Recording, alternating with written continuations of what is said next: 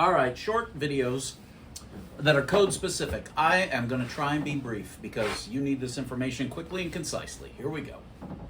Okay, individual code diagnosis time. So P0016 through P0018, I believe.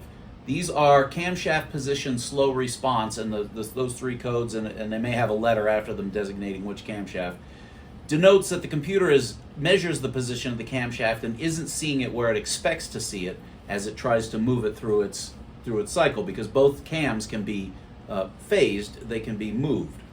So, very tricky code to diagnose in a short statement, but there's a few things to look at.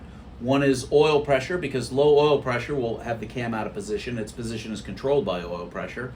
Another would be the cam sensor itself. Possible. We haven't seen them go bad specifically, but we have seen the wiring to them go bad. There is literally a separate sensor for all four camshafts, even though each bank has two sensors built into one housing. There's another common issue that causes this code, which is there are two oil galley plugs in each head. It's a bolt that plugs up a passage, and those bolts can come loose over time, and if they do, they bleed off oil pressure and they result in this code. I will have videos on that specific bolt leakage problem separately, or you may find it. But regardless, you could also generate a P0016 through P0018 by using the wrong weight oil. Not a subtly wrong oil like 10W or 10W20 or 5W30.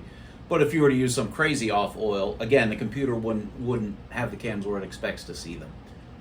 A possibility. But there are other weird things that can cause those three codes, or some variant. It gets quite tricky, but the first thing to look at, I suppose, would be oil pressure, oil quality, oil quantity, and that type of thing. Okay. She's a goddamn lovely man.